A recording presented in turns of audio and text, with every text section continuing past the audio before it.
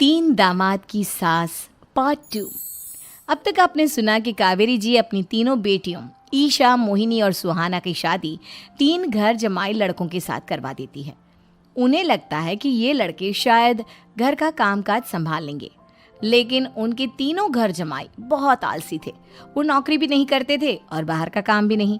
कावेरी जी ने अपनी बेटियों से कहा कि वो प्रेगनेंसी का बहाना बनाकर अपने पतियों को सबक सिखाए। अब सुनिए आगे। मम्मी, आपने जैसा कहा था हमने वैसा ही किया, लेकिन देखिए ना, विवेक का हाल तो वैसा का वैसा ही है। घर में ना सुबह का नाश्ता बनता है और ना खाना। नौकरी पर जाने की बात करूं तो खाने को दौड़ते हैं मुझे। हाँ मम्मी, मैंने भी सुमित को कितनी बार कहा कि अगर नौकरी नहीं करनी तो कोई छोटी सी दुकान ही खोल लो। घर का खर्चा कैसे चलेगा? देखो दोपहर के 12 बजने आए और जनाब अभी तक सो रहे हैं। हाँ मम्मी, ईशा और सुहाना ठीक कहती हैं। अविनाश का भी यही हाल है। जब मैंने अपनी प्रेगनेंसी के बारे में कहा तो मुझसे कहने लगा, अरे दूसरी लड़कियां तो 9-9 महीने तक नौकरी करती है, बस डिलीवरी के टाइम छुट्टी लेती है। मोहिनी, तुम भी नौकरी करो। अब मुझे कहाँ नौकरी मिलेगी? मम्मी बताओ, अब मैं क्या करूँ?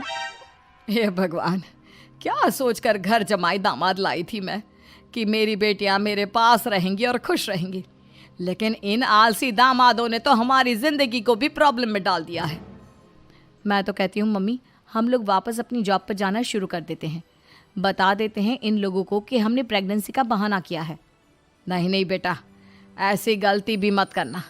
अगर तुमने ऐसा किया तो इन तीनों की आदत और ख़राब हो जाएगी। अरे आज नहीं तो कल कभी तो तुम प्रेग्नेंट होगी, तब वापस यही प्रॉब्लम आएगी। तब क्या करोगी तुम तीनों?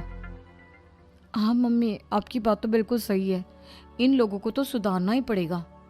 लेकिन कैसे? अपने बच्चों के आने की खबर सुनकर भी इन लोगों पर कोई असर नहीं हो रहा। पैसे कमाने के लिए घर से बाहर निकलना ही नहीं चाहते ये तीनों। अब मेरे दिमाग में एक प्लान आया है। तुम तीनों चिंता मत करो, उन तीनों को बुलाओ, फिर मैं बात करती हूँ। थोड़ी देर बाद कावेरी जी अपने तीनों दामादों को सामने बुलाकर अपनी बात कहना शुरू करती हैं।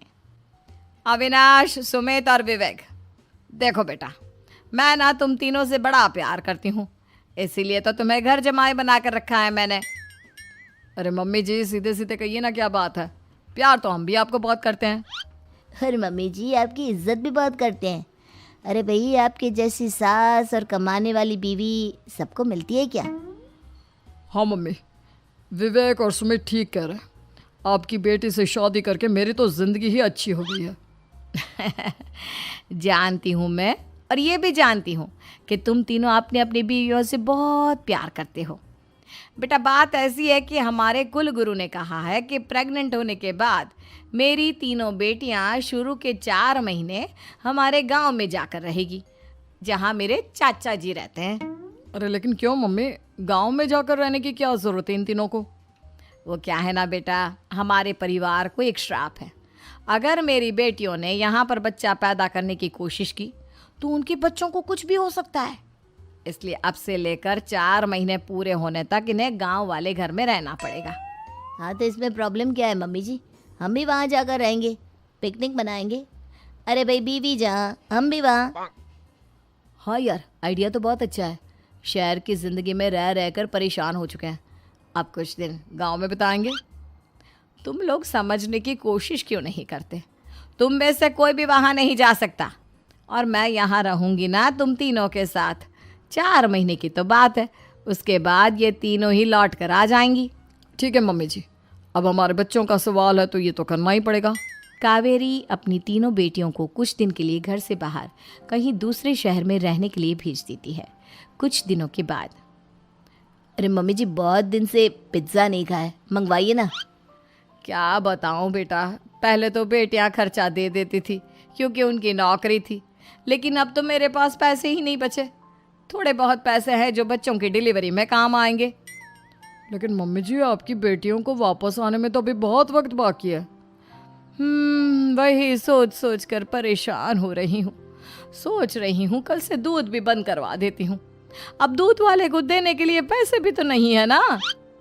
अरे नहीं नहीं मम्मी जी, अगर दूध भी बंद करवा दोगी तो मुझे चाय कहाँ से मिलेगी? और चाय के बिना मैं तो मर ही जाऊंगा। क्या करूं बेटा, इसके अलावा हमारे पास कोई ऑप्शन नहीं है, मेरे पास पैसे ही नहीं बचे। इस तरह कावेरी जी धीरे धीरे अपने तीनों दामादों को पैसे देना बंद कर देती हैं और घर में खाने पीने की चीजें लाना भी बंद कर देती है। अब वो तीनों बुरी तरह से परेशान होने लगे थे और इसलिए एक दिन तीनों प्लान करके घर से बाहर निकलते हैं और बाजार में जाने के बाद यार अच्छा खाना खाए हुए कितने दिन हो गए, पता नहीं कब अच्छा खाना मिलेगा। हमारी बीवियों के जाने के बाद तो हमारी हालत भिखारियों जैसी हो गई है यार।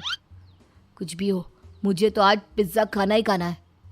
जेब में 1 रुपया नहीं और पिज्जा खाएगा, कहाँ से आएंगे पैसे? अरे देख वहाँ सामने बोर्ड पर क्या लिखा हुआ है, कंप्यूटर पर काम करने के लिए एक आदमी की आवश्यकता है।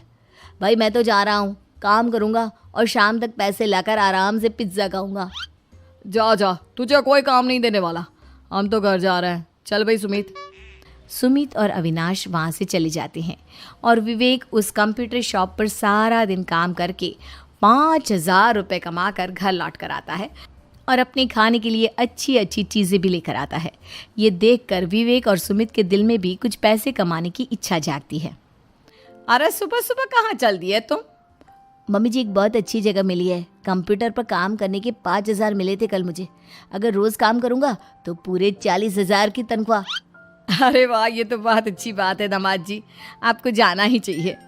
सुमित और अविनाश विवेक को इस तरह तरक्की करते देखकर परेशान हो जाते हैं और वो दोनों भी काम की तलाश में निकल पड़ते हैं।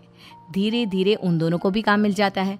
अब कावेरी के तीनों दामाद छोटी मोटी नौकरी करके अच्छा पैसा कमाने लगे थे। एक दिन कावेरी उन्हें अपने पास बुलाती है।